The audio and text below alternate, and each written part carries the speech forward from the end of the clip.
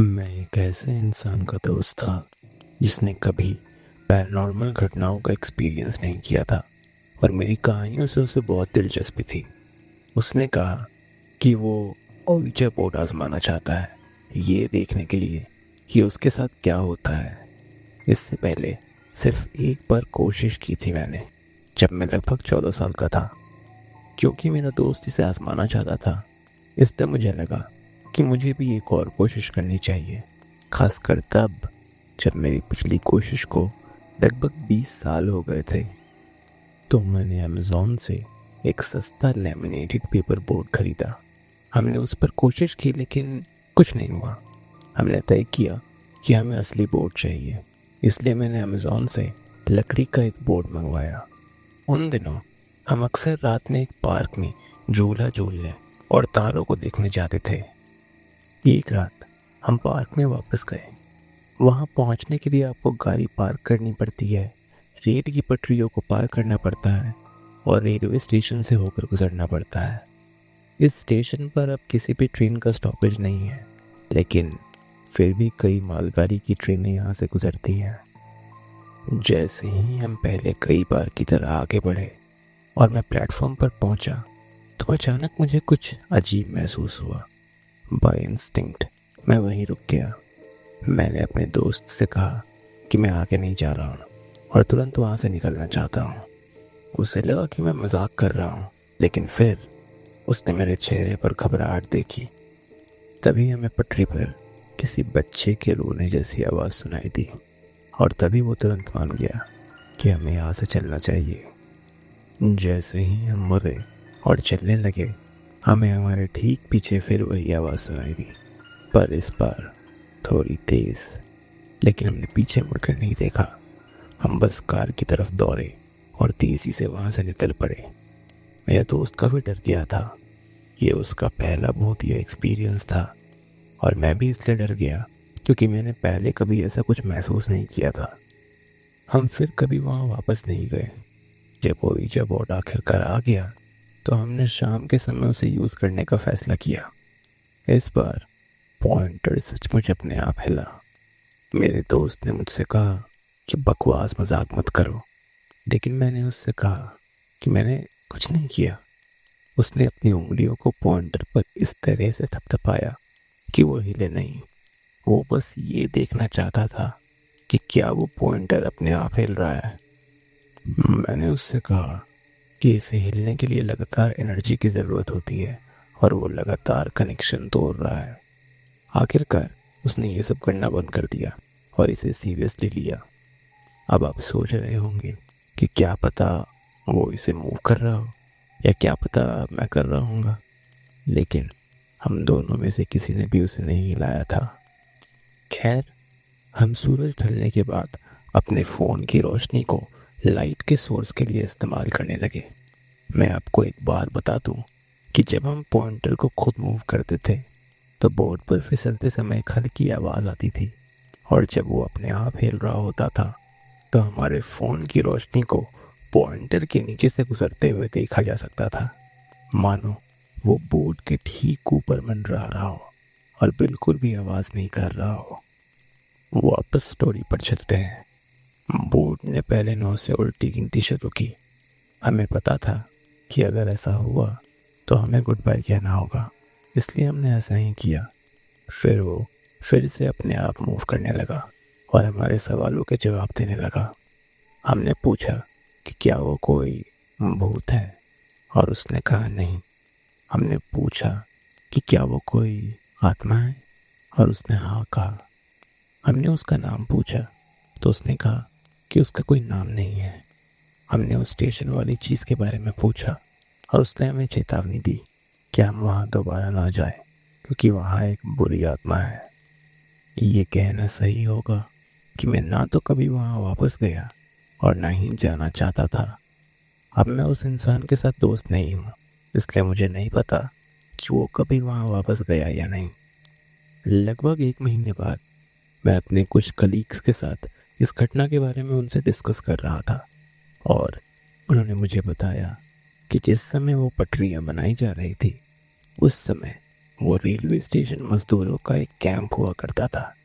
वहाँ काफ़ी परिवार रहते थे और जाहिर तौर पर छोटे बच्चे कभी कभी भटक कर अंडरग्राउंड टनल्स के बिलों में गिर जाते और दोबारा कभी नहीं मिलते। ये जानने के बाद मैं अब शहर से बाहर अंधेरे और सुनसान पार्कों में तारों को देखने कभी नहीं जाता।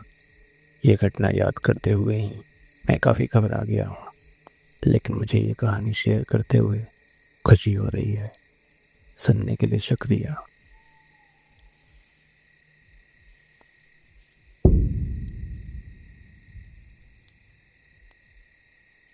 मैं उत्तरी ब्रिटिश कोलंबिया के एक ग्रामीण इलाके में पली बड़ी हूँ।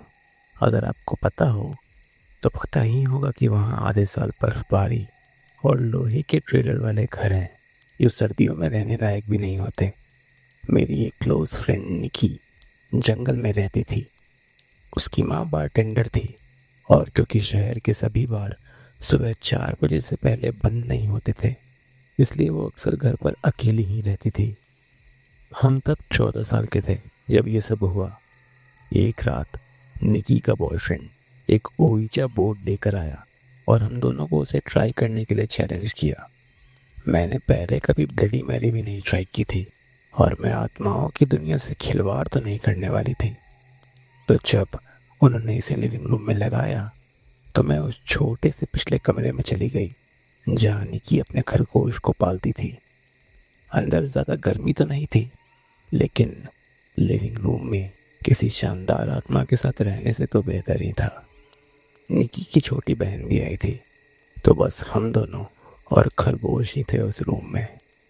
बीच बीच में हमें दूसरे कमरे से चीखने, चिल्लाने और हंसने की आवाज़ आ रही थी, लेकिन हम तब तक ही ठीक थे जब तक निकी हंसती हुई अंदर नहीं आ गई और अपने साथ ओइजा बोर्ड ले आई।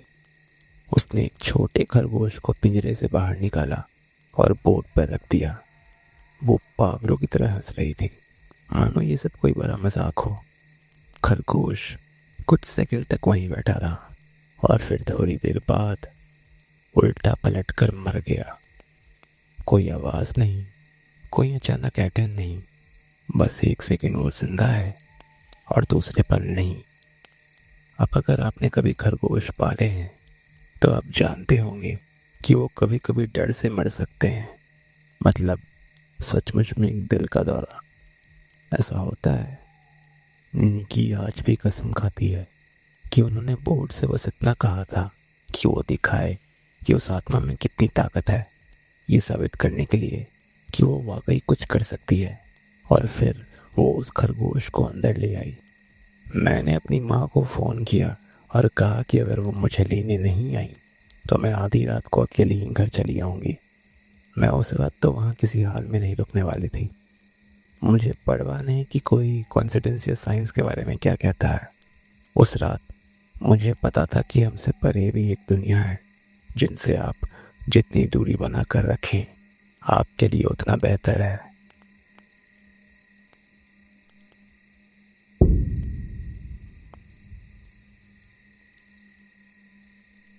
ये कहानी मुझे मेरे लेट पिता ने सुनाई थी और तब से ही मेरे जहन में बसी है। वो बढ़ा चढ़ा कर बात करने या बकवास सुनने वालों में से नहीं थे। वो 30 साल से ज़्यादा समय तक एक प्रीस्ट रहे थे, लेकिन उससे पहले वो आर्मी में सर्व कर चुके थे। उन्होंने युद्ध देखे थे, उन्होंने मौत भी देखी थी और वो अच्छाई और बुराई दोनों के अस्तित्व में गहरा विश्वास रखते थे। जिस क्रिश्चियन कम्युनिटी के चर्च में वो काम करते थे वो उत्तरी पेंसिल्वेनिया के एक छोटे से जंगली कस्बे में थी, जो स्टेट के जंगल से इतना करीब था कि रात में हर तरफ सिर्फ सन्नाटा रहता था। मेरे पिता वहाँ के कुछ लोकल पुलिस अधिकारियों को पहचान चुके थे और पतझड़ के एक मौसम की देर रात को उन्हें इनमें से ही एक ऑफिसर का फ़ोन आया। उसकी आवाज़ अजीब थी, घबराया हुआ तो नहीं पर काफ़ी सीरियस। ऑफिसर ने उन्हें शहर के बाहर एक घर में आने को कहा। ये एक लगातार शोर की शिकायत के रूप में शुरू हुआ था। कुछ जवान लड़के जिनकी उम्र 20 के आसपास थी वीकेंड के लिए घर पर रुके थे। वो बस इधर उधर घूम रहे थे शराब पी रहे थे और जाहिर तौर पर एक ओइजा बोर्ड के साथ आत्माओं से संपर्क करने की कोशिश कर रहे थे। लेकिन कुछ गड़बड़ हो गई थी।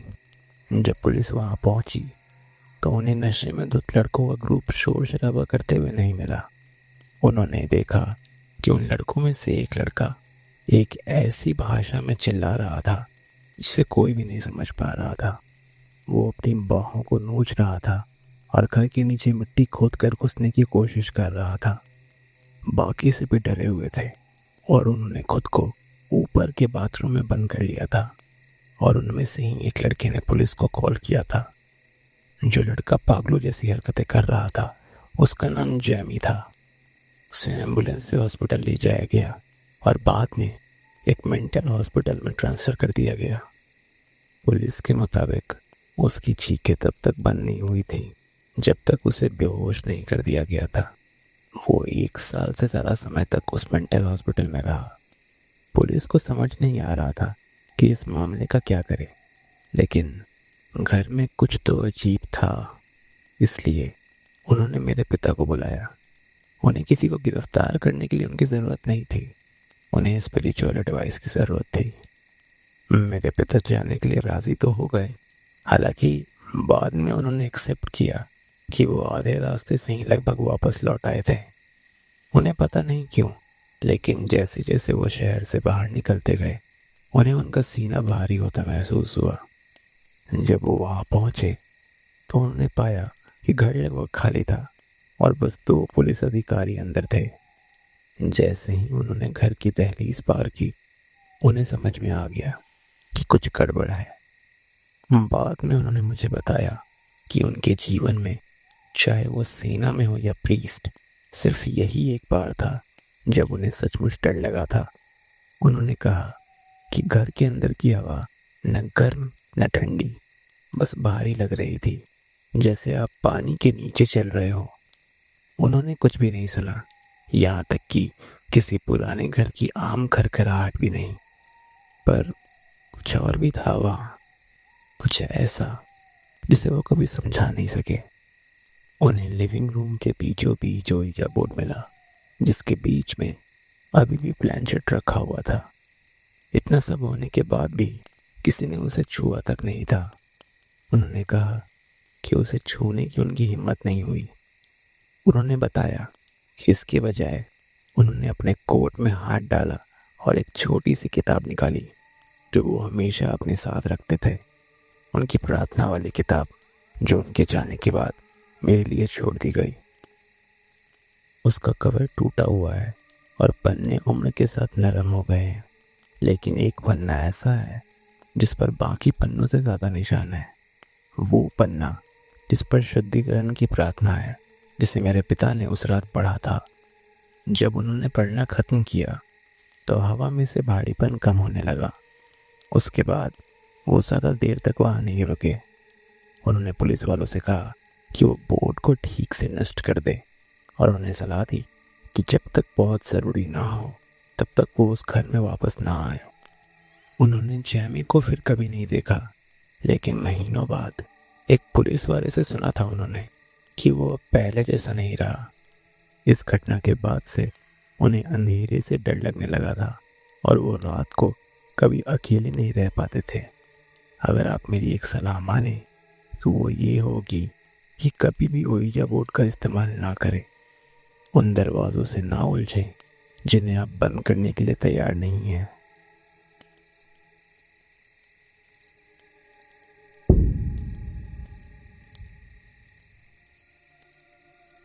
लगभग 2 साल पहले मेरी नानी ने एक सेल में से एक ओइजा बोर्ड खरीदा था। मैं हमेशा से ही सुपरनैचुरल शक्तियों में विश्वास रखती आई हूँ। जहाँ तक मुझे याद है, ये सब्जेक्ट मेरी काफ़ी गहरी इंटरेस्ट में से एक रही है। इसलिए मुझे नेचुरली ये पता था कि ऐसी चीज़ों से खिलवाड़ करना ठीक नहीं है। मैंने काफ़ी कहानियाँ पढ़ी और डॉक्यूमेंट्रीज देखी हैं और इतनी चेतावनियाँ सुनी हैं कि मैं ये तो नहीं सोच सकती कि ये सिर्फ एक खेल है। हालांकि मेरी नानी इन चीज़ों में विश्वास नहीं रखती थी। उन्होंने सोचा कि मैं, मेरा छोटा भाई और हमारा सबसे बड़ा चचेरा भाई अगर इसके साथ खेलेंगे तो मज़ा आएगा। मैं उस बोर्ड से कोई मतलब नहीं रखना चाहती थी, इसलिए मैंने उसे कुछ दिनों के लिए डाइनिंग रूम की मेज़ पर ही रखा रहने दिया, इस उम्मीद में कि वो इसे भूल जाएंगी या इसे फेंक देंगी। लेकिन ऐसा नहीं हुआ। आखिरकार उन्होंने मुझे इसे रखने के लिए कहा, तो मैंने इसे अपने बिस्तर के नीचे सरका दिया और इसे भूलने की कोशिश की। मेरा भाई, जो उस समय 11 साल का था, और 12 साल का मेरा चचेरा भाई बार बार इसे इस्तेमाल करने के लिए मुझसे गिड़गिड़ाते रहे। मैंने उनको बार बार मना किया। मैंने उन्हें समझाने की कोशिश की कि ये सिर्फ एक खेल नहीं है, लेकिन वो तो टिपिकल बच्चे थे। अगर आप उन्हें कुछ नहीं करने के लिए कहते हैं तो उन्हें वही करना होता है। फिर एक दिन मैं काम से घर आई और मुझे कुछ अजीब सा लगा, जैसे किसी ने मेरे सामान को हाथ लगाया हो। मैंने बिस्तर के नीचे देखा और यकीनन बोर्ड वहीं था, लेकिन मेरे मन में मुझे एक अजीब सा एहसास हुआ। कुछ तो अजीब था वहाँ। मैं नीचे गई और सीधे उनसे पूछा कि क्या उन लोगों ने बोर्ड का इस्तेमाल किया है। पहले तो उन्होंने मना किया, लेकिन आखिरकार उन्होंने माना कि उन्होंने बोर्ड के साथ खेला था। और मैंने पूछा कि क्या उन्होंने खेल खत्म होने पर गुड बाय कहा था, जो कि जैसा कि ouija बोर्ड से परिचित ज़्यादातर लोग जानते हैं काफ़ी इम्पोर्टेंट है। और उन्होंने कसम खाई कि उन्होंने ऐसा किया था। अब मेरे चचेरे भाई की नाटक करने की आदत थी। वो बढ़ा चढ़ा कर बातें करता था और मज़े के लिए कहानियाँ बनाता था। इसलिए जब उसने मुझे कुछ अजीब व गरीब घटनाओं के बारे में बताना शुरू किया जो उनके साथ खेलते समय हुई थी, मुझे उसकी एक भी बात पर यकीन नहीं हुआ। मुझे लगा कि या तो वो कुछ ज़्यादा ही नाटक कर रहा था या फिर वो एक दूसरे को डरा रहे थे। कुछ रातों बाद मैं बिस्तर पर सोने चली गई थी। जैसे ही मैं सोने की कोशिश कर रही थी, मुझे अचानक एक भारी और अजीब सा एहसास हुआ, जैसे कोई मुझे देख रहा हो। मैंने अपनी अलमारी पर नज़र डाली, जिसमें 2 स्लाइडिंग दरवाजे थे और उनमें से एक बस थोड़ा सा खुला था। मैंने दीवार की तरफ सर किया और उस फीलिंग को नज़रअंदाज करने की कोशिश की। आखिरकार मैं सो गई, लेकिन फिर अचानक देर रात को मेरी नींद खुली। मेरे सिर के पिछले हिस्से में किसी चीज़ ने मारा था। हल्का सा थपथपाना नहीं, बल्कि एक जोरदार तमाचा। मैं पीठ के बल लेटी थी, इसलिए मेरे सिर का पिछला हिस्सा मेरे तकिए पर था। तो मुझे अब ये नहीं समझ आ रहा था कि किसी भी चीज़ की कांटेक्ट मेरे तकिए के अलावा मेरे सिर से इस पोजीशन में कैसे हो सकती है। मेरा पूरा शरीर कांप रहा था। मैं उठकर बैठ गई और मैंने इधर उधर देखा, और तभी मेरे लकड़ी के फ्लोर से कड़कड़ाने की आवाज़ आई। वो ऐसा लग रहा था जैसे कोई उस पर धीमे कदमों से धीरे धीरे मेरे बिस्तर के चारों ओर चल रहा हो। मेरा दिल डर के मारे जोरों से धड़क रहा था। आखिरकार मैंने हिम्मत करके अपना फ़ोन उठाया और कमरे से बाहर भाग गई। मैं लिविंग रूम में सोफे पर जाकर बैठ गई। मैं फ़ोन पकड़े हुए शांत होने की कोशिश कर रही थी। मेरे सिर के पिछले हिस्से में अभी भी दर्द हो रहा था। मैंने टाइम देखा, सुबह के 3 बज रहे थे। मैंने अपने बॉयफ्रेंड, जो अब मेरा पति है, को फ़ोन करने की कोशिश की। मैं रो रही थी और पूरी तरह से हिल गई थी। उसने फ़ोन नहीं उठाया। मैंने उसे लगभग 15 बार फ़ोन किया और फिर जब उसने मेरे कॉल्स नहीं उठाए तो आखिरकार मैंने हार मान ली। मैंने घर की लाइटों को जलाया और चुपचाप वहीं सोफे पर बैठी रही। उस सुबह बाद में मैंने अपने बॉयफ्रेंड को फिर से फ़ोन किया और इस बार उसने फ़ोन उठाया। उसका फ़ोन साइलेंट मोड पर था और उसे मेरा कॉल मिस करने का बहुत अफसोस हुआ। उसने कहा कि अगर उसे पता होता तो वो तुरंत आ जाता। खैर, उसी दिन वो आया और हम उस ouija बोर्ड को कबाड़ खाने में ले गए और उसे हमेशा के लिए फेंक दिया। और उस रात के बाद और कुछ भी नहीं हुआ। मैंने अपने परिवार में किसी को ये नहीं बताया कि मेरे साथ उस रात क्या हुआ था, और आज तक मुझे खुद भी नहीं पता कि मेरे साथ उस रात उस कमरे में क्या था। लेकिन मुझे ये ज़रूर पता है कि ओइजा बोर्ड कोई खेल नहीं है और इनसे कभी खिलवाड़ नहीं करना चाहिए।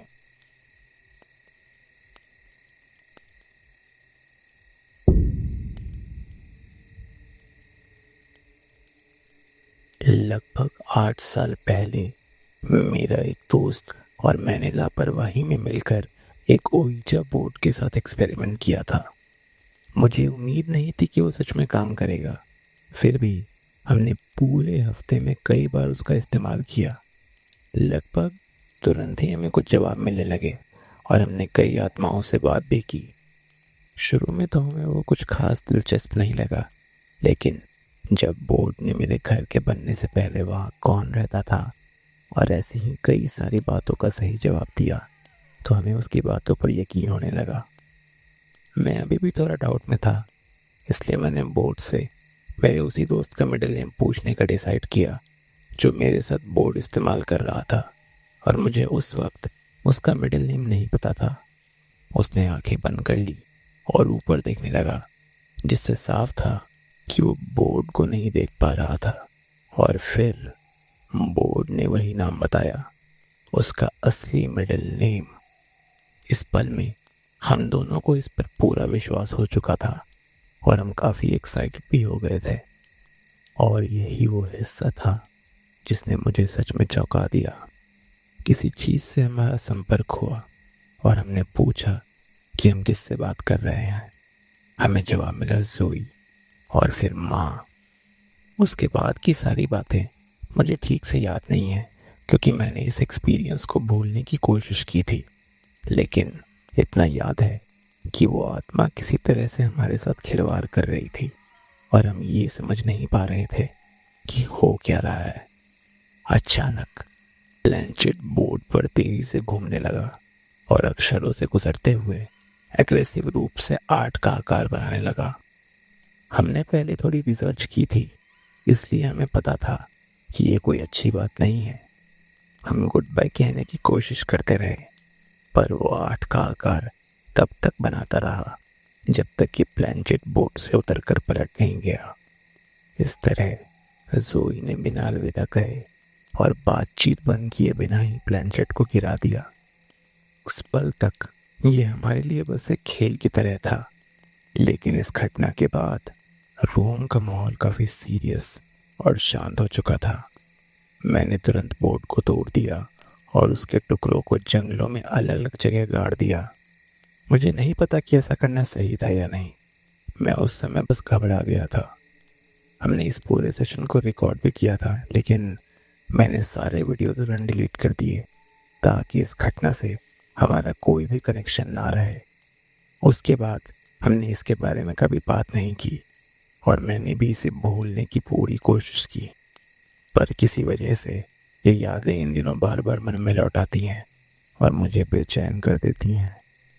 मुझे इसके बाद किसी भी पैरानॉर्मल घटना का एक्सपीरियंस याद नहीं आता, लेकिन जिस घर में हमने ये किया था वो शुरू से ही मुझे बहुत डरावना लगता था। खैर, अब मैं वहाँ नहीं रहता, पर कभी कभी मैं सोचता हूँ कि जो लोग वहाँ भी रह रहे होंगे, क्या उनके साथ भी कोई अजीब चीज़ें होती होंगी।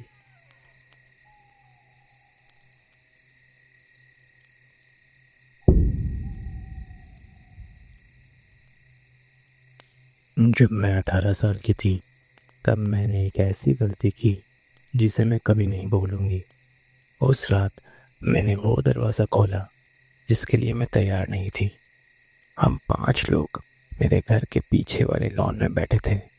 वो देर रात की ठंडी और शांत रातों में से एक थी और मेरे एक दोस्त ने एक अंधेरे में चमकने वाला ओइजा बोर्ड खरीदा था। मैं डरी हुई तो थी, लेकिन साथ में क्यूरियस भी थी। मेरी माँ बहुत धार्मिक है और उन्होंने मुझे हमेशा ओइजा बोर्ड से दूर रहने को बोला था। उन्होंने मुझसे कहा था कि वो खतरनाक होते हैं और वो ऐसी चीज़ों को अंदर आने दे सकते हैं जिनसे आप आसानी से छुटकारा नहीं पा सकते। लेकिन मैं 18 साल की एक जिद्दी और क्यूरियस लड़की थी, इसलिए मैं पार्ट लेने के लिए तैयार हो गई। हम सब बोर्ड के चारों ओर बैठे हंसी मजाक करते हुए बेवकूफ़ी बड़े सवाल पूछ रहे थे। मैं किससे शादी करूंगी, मेरे सोलमेट का नाम क्या है, लेकिन कुछ नहीं हुआ। उसमें से कोई जवाब नहीं आया। प्लानचेट पूरी तरह स्थिर था, लेकिन कुछ मिनटों बाद अचानक माहौल बदल गया। पता नहीं क्यों, पर मेरे शरीर के रोंगटे खड़े हो गए थे। मेरे हाथ बेकाबू होकर कांपने लगे, जैसे मेरे शरीर को कुछ पता चल गया हो जो मेरा दिमाग अभी तक समझ नहीं पाया था।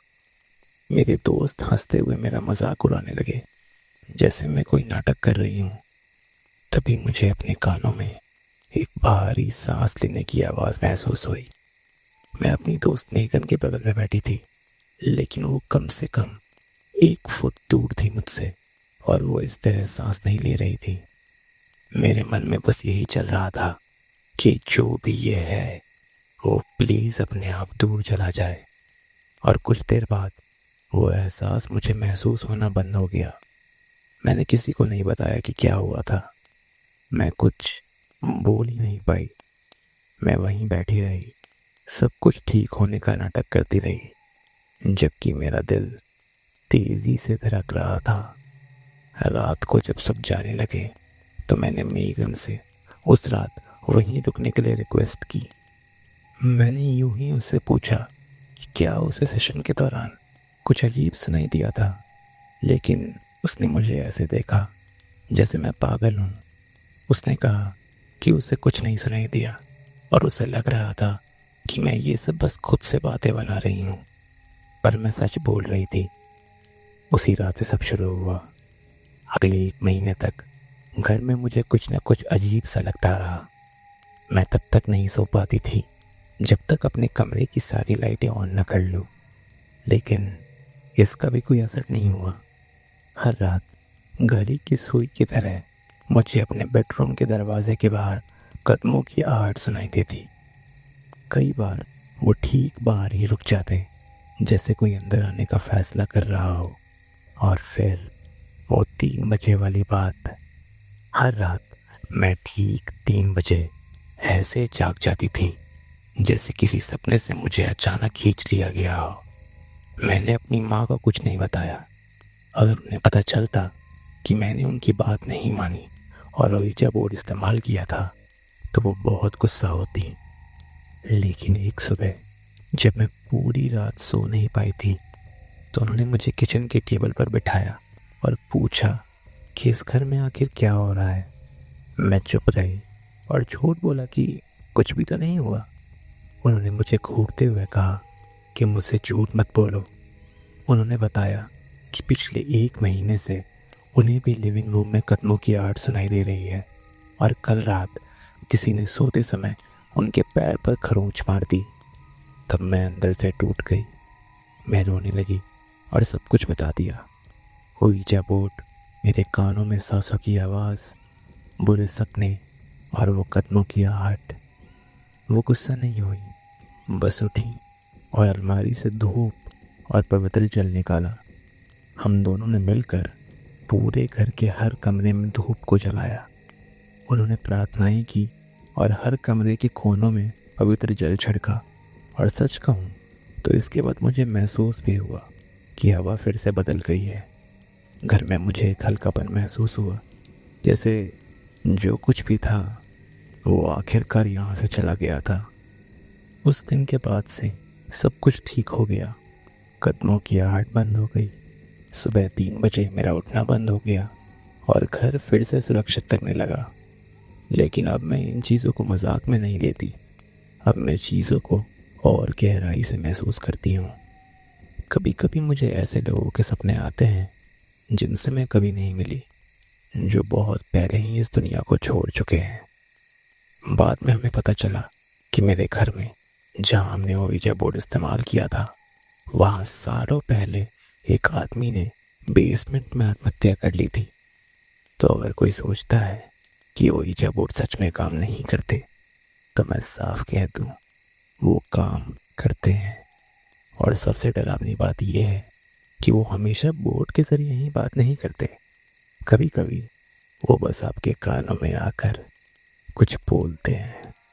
मुझे उम्मीद है कि अब जो लोग भी इस कहानी को सुन रहे हैं वो इसे एक चेतावनी की तरह लेंगे।